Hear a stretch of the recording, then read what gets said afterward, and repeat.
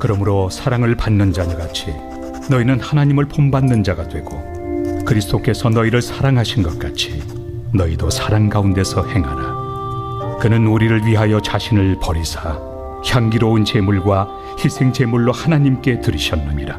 음행과 온갖 더러운 것과 탐욕은 너희 중에서 그 이름조차도 부르지 말라. 이는 성도에게 마땅한 바니라. 누추함과 어리석은 말이나 희롱의 말이 마땅치 아니하니 오히려 감사하는 말을 하라. 너희도 정녕 이것을 알거니와 음행하는 자나 더러운 자나 탐하는 자 곧 우상 숭배자는 다 그리스도와 하나님의 나라에서 기업을 얻지 못하리니 누구든지 헛된 말로 너희를 속이지 못하게 하라. 이로 말미암아 하나님의 진노가 불순종의 아들들에게 임하나니 그러므로 그들과 함께하는 자가 되지 말라. 너희가 전에는 어둠이더니 이제는 주 안에서 빛이라. 빛의 자녀들처럼 행하라. 빛의 열매는 모든 착함과 의로움과 진실함에 있느니라. 주를 기쁘시게 할 것이 무엇인가 시험하여 보라. 할렐루야. 오늘도 예배의 자리에 나온 여러분을 진심으로 환영하고 축복합니다. 자, 우리 PPT 한번 보여주시겠어요? 자, 우리 제목 한번 같이 읽어볼까요? 시작. 자, 예수 그리스도를 본받아. 자, 우리 선생님 한번 볼까요? 선생님을 우리 한번 각반 선생님을 한번 쳐다볼까요? 자, 오늘 교사 격려 주일입니다. 우리 스승의 날 며칠 전에 있었죠. 교사 격려 주일입니다. 우리 선생님께 이렇게 한번 얘기할까요? 선생님을 만난 건 제 인생의 가장 큰 행복이에요. 제 선생님이 되어주셔서 감사합니다. 자, 우리 한번 선생님을 보면서 우리 진실한 고백으로 우리 한번 얘기해 볼까요? 자, 우리 해보도록 하겠습니다. 시작.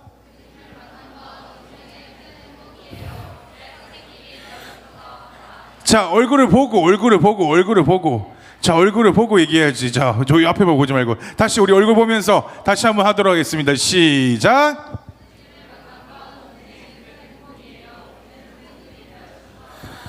자, 여러분의 선생님이 되어주셔서 늘 감사한 마음을 가지고 우리가 나갔으면 좋겠습니다. 우리 선생님들 한번 축복하는 시간 가졌으면 좋겠습니다.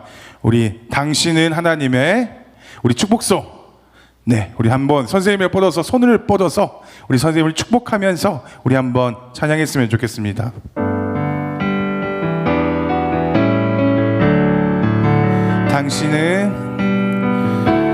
당신은 하나님의 언약 안에 있는 축복의 통로. 당신을 통하여서 열방이 주께 돌아오. 우리 한 번 더 찬양할까요? 당신은 하나님의 언약 안에 있는 축복의 통. 선생님 통하여서 열방이 주께 예배하게 되리. 우리 선생님께 감사하다고 우리 큰 박수 우리 쳤으면 좋겠습니다. 여러분 늘 감사하면서 선생님께 감사하면서 우리 귀한 선생님을 만난 걸 감사하면서 나갔으면 좋겠습니다. 자, 하나님의 놀라운 은혜가 또 오늘 예배 가운데 함께하기를 부탁합니다. 자, 오늘 우리가 읽은 에베소서는 이미 임한 하나님의 은혜가 무엇인가에 대해서 얘기합니다. 하나님의 은혜를 받은 우리라면 어떻게 살아가야 하는지를 말하고 있어요. 오늘 본문의 시작이 보니까 이렇게 시작하죠. 하나님을 본받는 자가 되라고 말씀으로 시작하고 있습니다. 하나님을 믿는 사람이라면, 성도라면 이렇게 살아야 된다. 그걸 먼저 얘기해요. 우리가 이렇게 생각할 수 있어요. 하나님을 어떻게 본받을 수 있을까? 이런 생각으로 우리 친구들이 할 수 있습니다. 바울이 이 명령을 근거로 말하냐면 너희가 하나님의 사랑을 받은 자녀이기 때문이라고 얘기를 하죠. 뭐라고요? 자녀이기 때문에. 유대인들의 사고에서는 자녀들은 아버지를 굉장히 존경하고 본을 받았어요. 그런데 오늘 여기서 말하는 것은 하나님의 최고의 사랑인 아들 예수 그리스도를 본받으라는 말입니다. 그 예수님은 하나님께서 우리에게 보여주신, 내어주신 그 사랑의 확증이래요. 사랑의 증거라고 얘기를 하고 있어요. 우리를 사랑하셨기 때문에 아들 예수님을 보내셔서 그 사랑을 지금 증명하셨다라는 거예요. 즉 이 말인 거죠. 우리 첫 번째로 우리 PPT 한번 같이 읽어볼까요? 첫 번째, 자 우리 넘겨주세요. 자 우리 첫 번째 같이 한번 읽어보도록 하겠습니다. 시작. 예수님을 따라 사는 삶. 자, 하나님을 본받는다라는 것은 예수님을 본받는 것과 같은 말입니다. 그분을 이제 따르겠다라는 거예요. 그러하기에 지금 바울은 믿는 성도들이 이 사랑 가운데서 행하기를 원한다라는 겁니다. 자, 우리가 알아야 되는 게 옆에 진짜 선생님도 계시지만 우리의 참 스승은 누구시죠? 예수님이시죠. 참 스승은 예수님입니다. 자, 예수님이 우리에게 사랑을 보여주신 것처럼 그 사랑을 증명하신 것처럼 믿는 우리도 그 사랑을 행해라고 얘기하고 있어요. 자, 그런데 그 사랑이 구체적으로 무엇인지를 지금 말해주고 있습니다. 그게 뭐예요? 예수님께서 원수된 우리를 위해 십자가에 죽으셨다는 거죠. 우리를 위해 그 예수님이 자신을 죽기까지 사랑하셨다. 우리가 믿는 사람들이라면 이제는 그리스도, 예수님의 사람이다라는 거예요. 그리스도인이다. 우리는 그리스도의 것이다. 하나님 나라의 백성이다. 이 말을 지금 에베소서에서 하고 있는 겁니다. 그분의 사랑 가운데 지금 죄를 용서받았고 구원을 얻었대요. 그 사랑을 주신 희생 제물이 되신 그 사랑을 우리도 닮아가야 한다는 겁니다. 사랑이라는 건 뭐예요? 하나님으로부터 출발한다는 걸 분명하게 말씀하시는 겁니다. 그렇다면 여러분은 그 하나님의 사랑을, 그 사랑 가운데 지금 살아가고 있나요? 안 살아가죠. 우리 그냥 교회 와서 그냥 오늘 말씀 그렇구나 하고 가죠. 여러분, 여러분의 선생님들께서 여러분을 위해서 자신의 돈을 막 써가면서 맛있는 것도 사다 주시고, 그리고 어때요? 같이 막 놀아도 주시고. 왜 그렇게 하는 것 같아요? 우리 선생님이 재벌이어서 돈 자랑하려고. 자, 우리 선생님은 재벌인 것 같다. 손 들었어. 재벌이시군요. 자, 왜 선생님이 뭐 부자여서 재벌이어서 이렇게 하는 게 아니죠. 하나님의 사랑, 그 예수님의 사랑을 먼저 받으셨기 때문에, 아셨기 때문에 이제 그 사랑을 여러분에게 전하는 겁니다. 전하고 싶은 거예요. 그 사랑을 받았기 때문에 여러분에게 주는 것이 아깝지가 않은 거예요. 믿는 성도라면 이런 사랑 가운데 살아가야 한대요. 여러분, 그 사랑을 매일매일 느끼면서 고백하며 살아가고 있습니까? 하나님께서 우리에게 자녀의 신분을 주셨어요. 값없이 주셨지만 값비싼 대가를 치르셨어요. 그게 주신 선물입니다. 하나님의 사랑을 본받으라. 그 얘기를 하고 나서 무슨 내용이 나오냐면 하나님 나라 백성의 삶과 상관없이 사는 삶에 대해 얘기를 합니다. 그 내용이 3절부터 7절에 나오는 거예요. 우리 PPT 두 번째 같이 한번 읽어볼까요? 두 번째 시작. 어떻게 괜찮아? 오늘 또 큰일 난 줄 알았네. 자, 하나님 나라 백성다운 구별된 삶. 그렇다면 우리 3절 우리 같이 한번 읽어보도록 합시다. 3절 시작.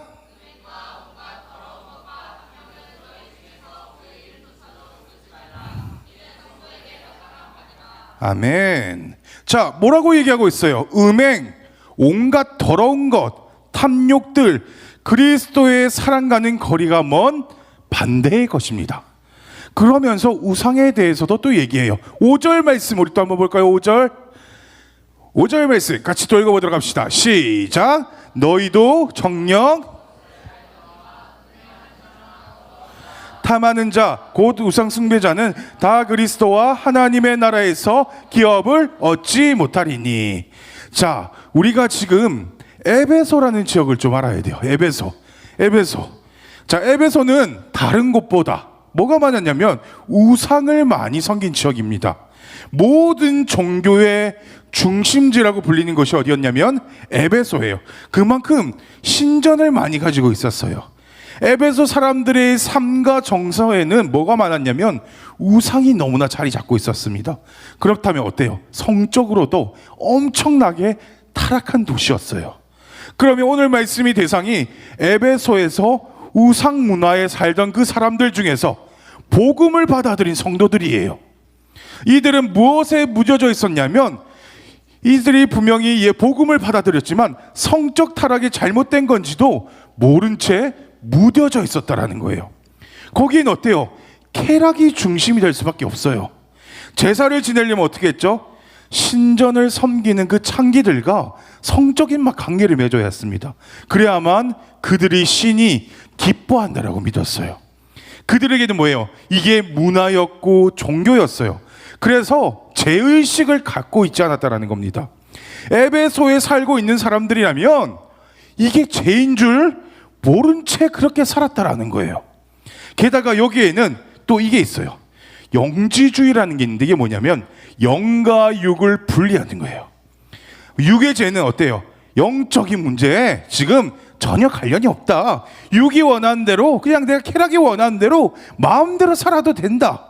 이 쾌락주의에 대한 죄의식이 없었다라는 겁니다. 어차피 왜?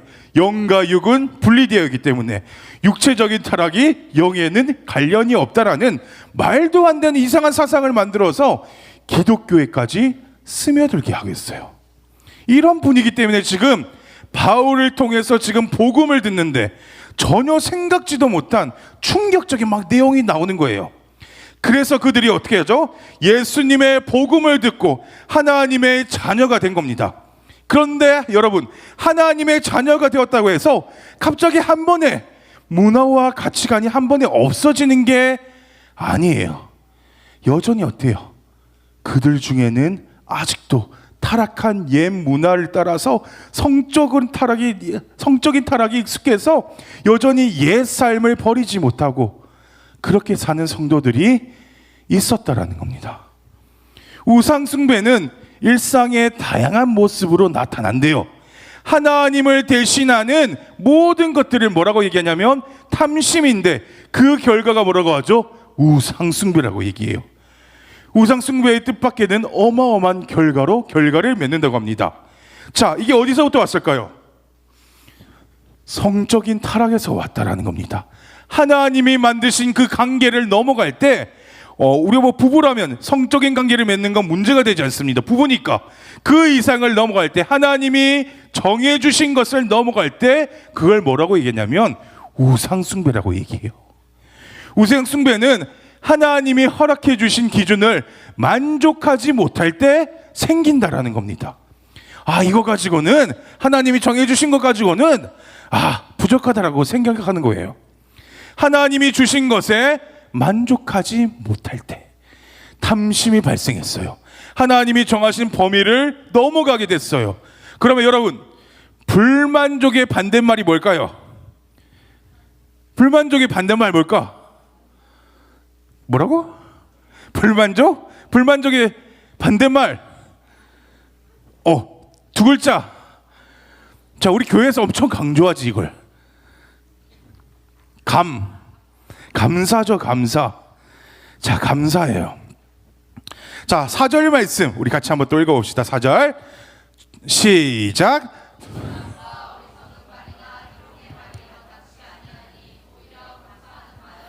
아멘.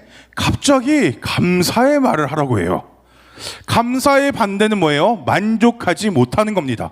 하나님이 주신 것으로 만족할 수 있는 표현이 감사의 말을 하라는 겁니다.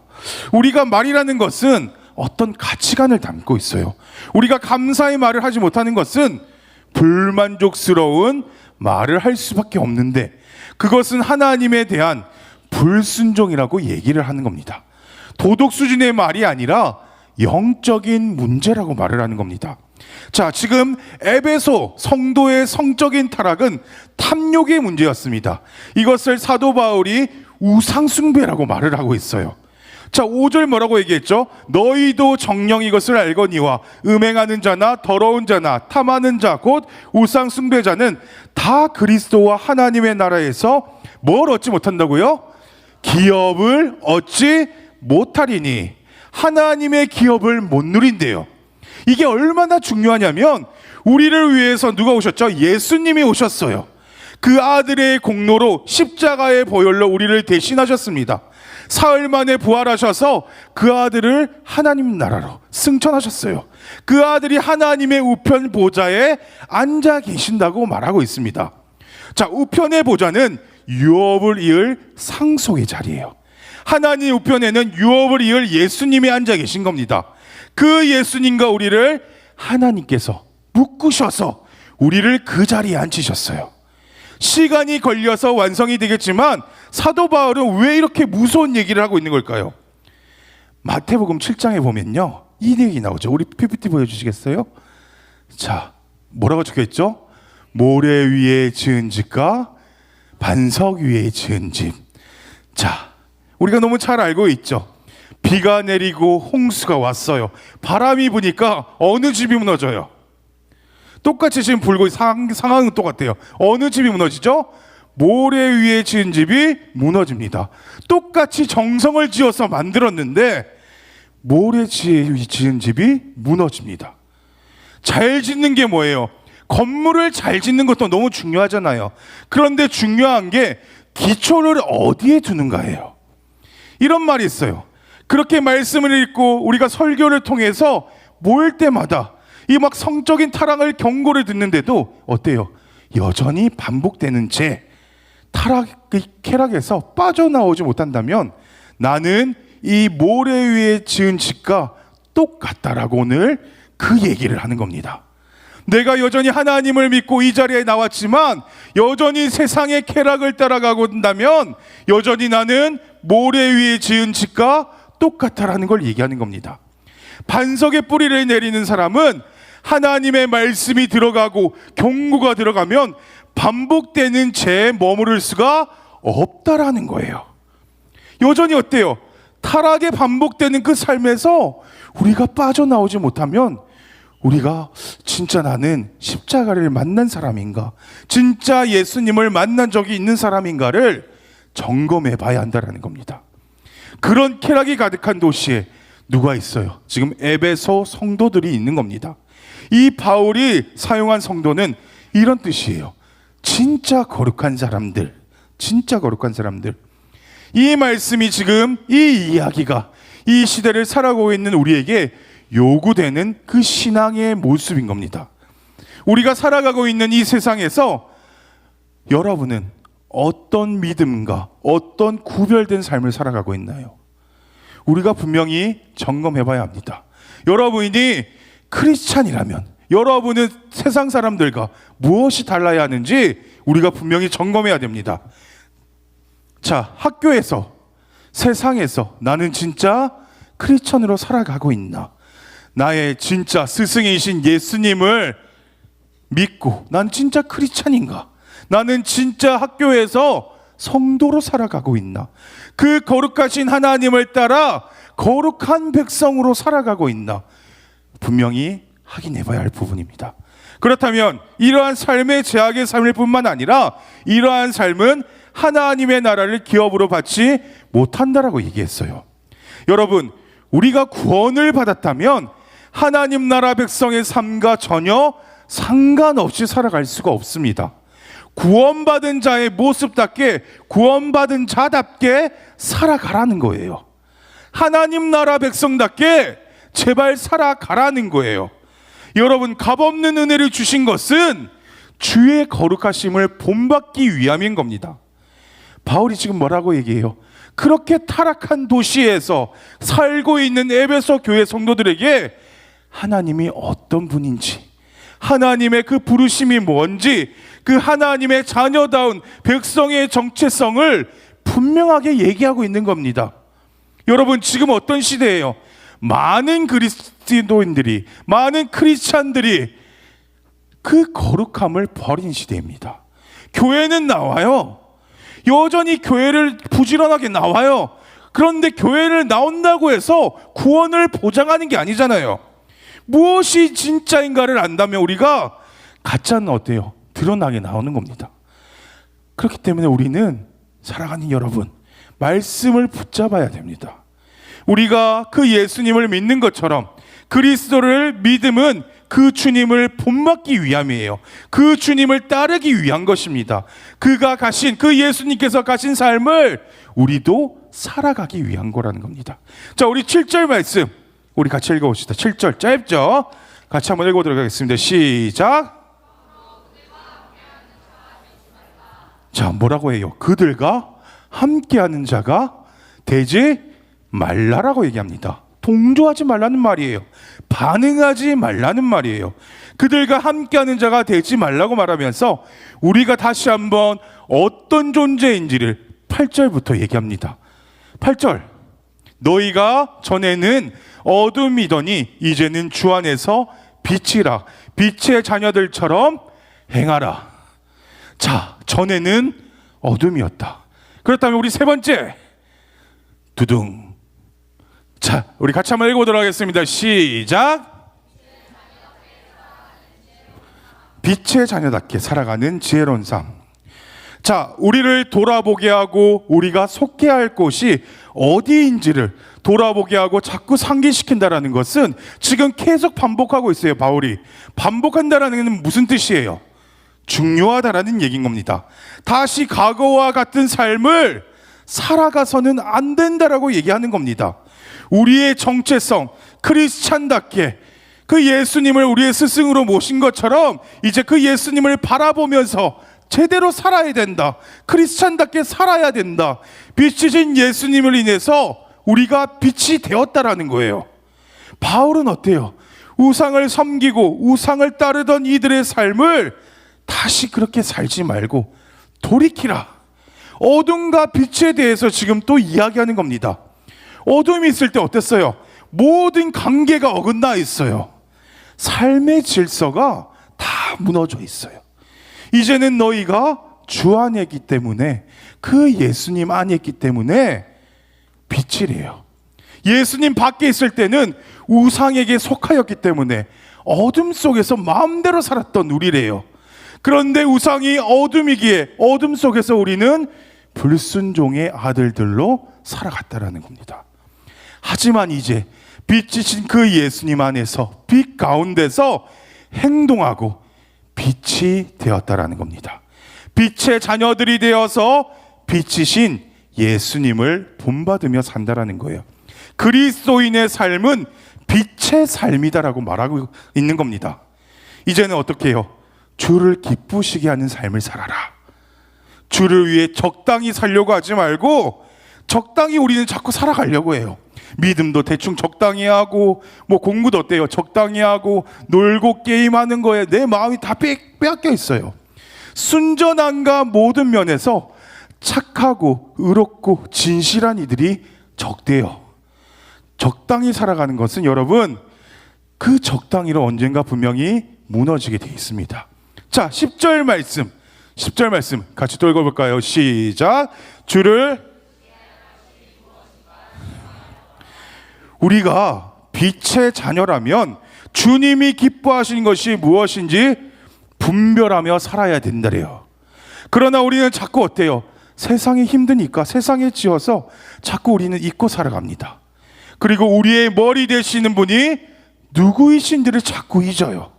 정말 내 안에 예수님이 계시는가 우리가 계속 확인해야 되는 겁니다. 성경에 우리에게 시험하라 함은 우리가 이런 부분들을 자꾸 놓치고 있기 때문인 거예요. 우리가 영적으로 깨어있지 못할 때는 우리는 어때요? 주님이 기뻐하실 일이 무엇인지 깨닫지 못하고 자꾸 실수하며 살아갑니다. 그러하기에 우리는 뭐라고 얘기하죠? 말씀을 통해서 생각하고 분별해야 된대요. 우리가 분별하지 않는다면 우리는 계속 넘어질 수밖에 없다라는 겁니다. 그리고 진짜 주님을 사랑한다면 주님이 기뻐하실 일이 무엇인지 생각하고 또 고민하게 될 거다라는 겁니다. 여러분, 정말로 진정으로 주님 사랑하십니까? 진짜 사랑하십니까? 자, 우리 목소리가 작아요. 진짜 우리가 주님을 사랑한다면 사랑하는 사람을 만나러 가는 것처럼 어때요? 옷차림도 돌아보게 되고 기쁘게 해줄 생각과 하고 또 좋아하는 음식을 같이 먹을 생각에 어떤 선물을 줄지에 대해서 고민할 거예요. 내 기준과 내 생각이 아니라 이 상대방의 마음을 헤아리지 않으면 불가능하다라는 겁니다. 우리가 주님을 사랑한다면 우리의 삶도 달라질 거예요. 그 예수님이 무엇을 기뻐하실까? 하나님의 마음을 알려고 애써야 되는 거예요. 그러하기 위해서는 여러분 뭘 해야 될까요? 말씀을 읽어야 돼요. 어떤 삶이 착하고 의로운지, 어떤 삶이 진실한 삶인지 시험하고 선택해야 됩니다. 물론 그런 열매들은 성도 자신이 스스로 우리가 노력해서 맺는 것이 아니라 예수님 안에서 온전한 연합 속에서 자연스럽게 맺어지는 겁니다. 그리고 뭐라고 얘기하죠? 빛으로 살아라. 빛된 삶을 강조하는 겁니다. 믿는 우리라면 빛된 삶을 살아야 한다. 왜요? 그것이 생명이기 때문이에요. 자, 우리 한번 이렇게 고백했으면 좋겠습니다. 주 안에 있기 때문에 난 빛입니다. 우리 한 번 더 큰 소리를 할까요? 주 안에 있기 때문에 난 빛입니다. 이게 여러분의 정체성입니다. 열매란 정성과 수고의 결과예요. 열매는 그 결과로 얻는 생명의 기쁨이기에 생명 없는 어둠 속에서는 어떤 기쁨도 얻을 수 없다라는 겁니다. 기대할 수 없대요. 바울은 어둠 속에서는 아무 열매도 맺을 수 없다라고 얘기하는 겁니다. 자, 여러분, 빛은 모든 것을 드러나게 해요. 그리고 마지막으로 우리가 살펴보기 원한 것 15절부터 18절인데 우리 한번 같이 15절부터 18절 읽어보도록 하겠습니다. 시작. 그런즉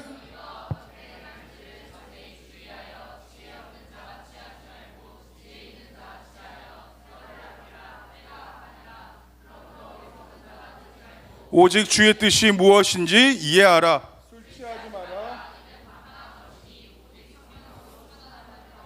아멘. 우리가 잘 아는 세월을 아끼라는 말이 나오면서 뭐라고 얘기하냐면 성령으로 충만함을 받으라고 말을 합니다.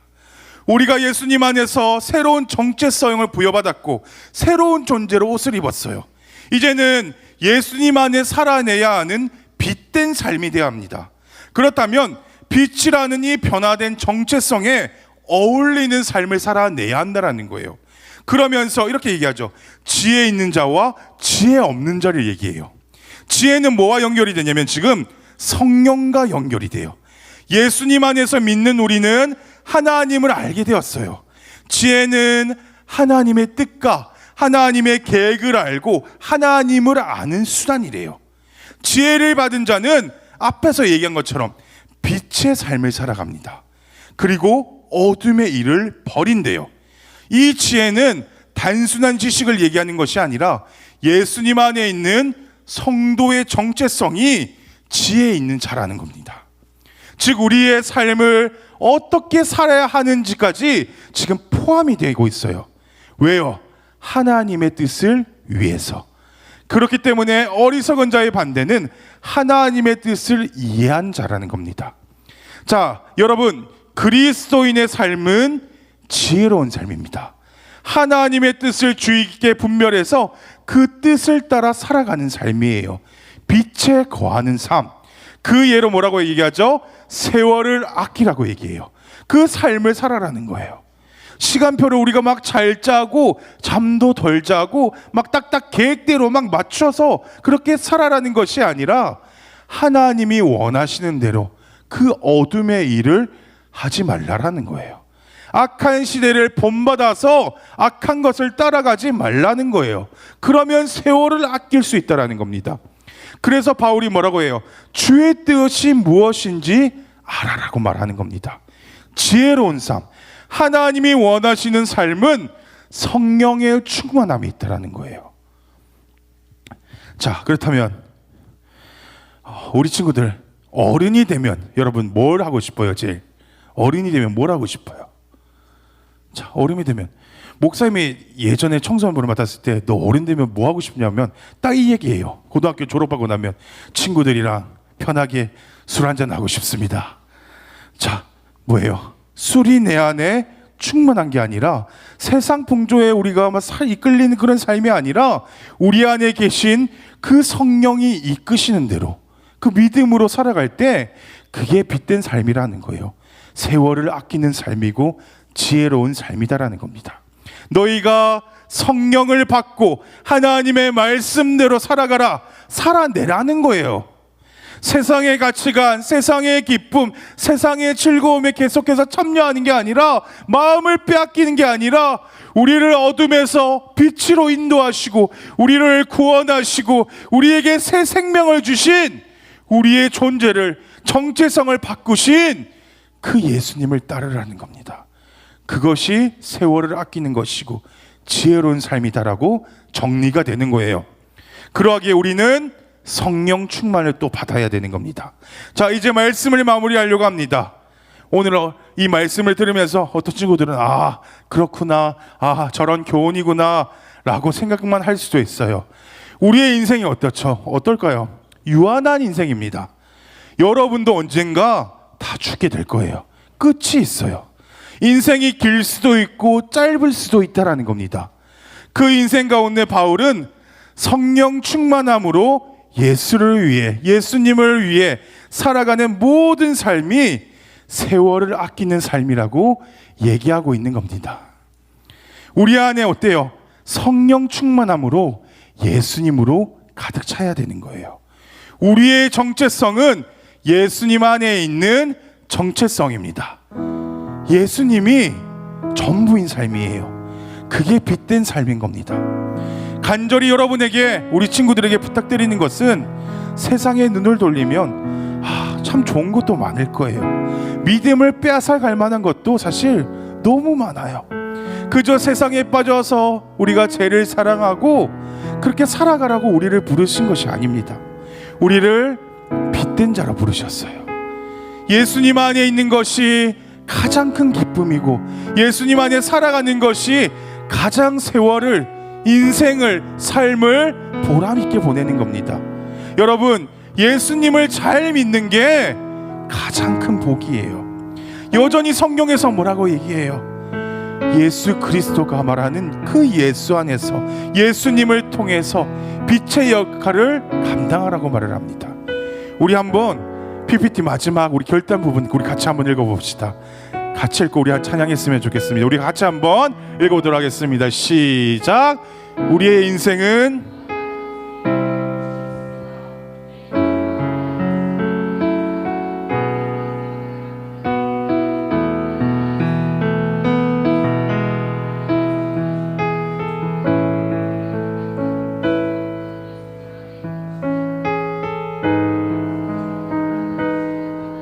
복입니다. 자, 우리의 진짜 스승이신 그 예수님을 우리 마음에 모시면서 우리가 그러한 삶을 살아갔으면 좋겠습니다. 우리 이 시간 우리 함께 찬양했으면 좋겠습니다.